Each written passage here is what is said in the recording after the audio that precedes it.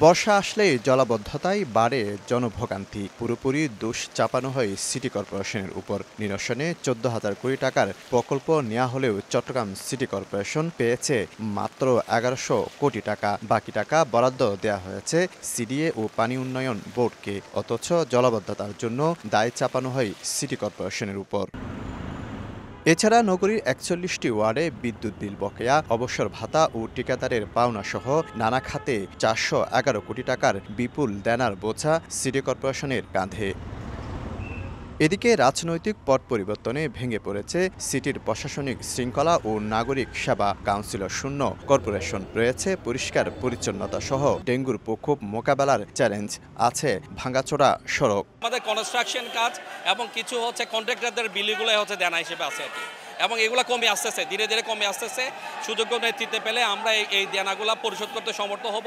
তবে সব বাধা বিপত্তি ডিঙ্গিয়ে সিটিকে স্বাবলম্বী প্রতিষ্ঠান হিসেবে গড়ে তোলার লক্ষ্যে লড়ছেন নতুন নগরপিতা। আমি মনে করি এই চ্যালেঞ্জটা আমার শুধু একার নয়, আমার সাথে চট্টগ্রামের ৭০ লক্ষ মানুষ আছে। এই গণসচেতনতা যদি তারা বৃদ্ধি করতে পারে এবং সেটা যদি আত্মস্থ করতে পারে, এই শহর এটা green city, clean city, healthy সিটিতে রূপান্তরিত। মেয়রের সফলতা আর ব্যর্থতা নির্ভর করছে আর্থিক সংকট মোকাবেলার উপর, এমনটাই মনে করেন নগর পরিকল্পনাবিদরা। আর্থিক সংকটটা মোকাবেলা করাটা খুব কঠিন এবং city corporation, Chittagong city corporation অন্য সিটি কর্পোরেশনের তুলনায় তার সেবার খাত অনেক বেশি বিস্তৃত।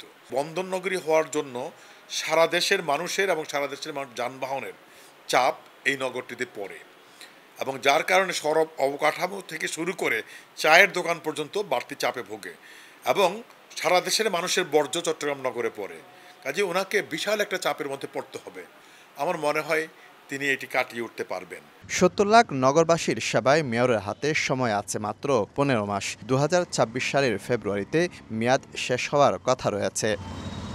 নতুন মেয়রের হাতে সময় কম, কিন্তু চ্যালেঞ্জ বেশি। এই অল্প সময়ের মধ্যে বিশাল চ্যালেঞ্জ মোকাবেলা করতে পারার সফলতার উপর নির্ভর করবে পরবর্তী নগরপিতা হওয়া দূরে কতটা এগিয়ে থাকবেন ডাক্তার শাহাদাত হোসেন।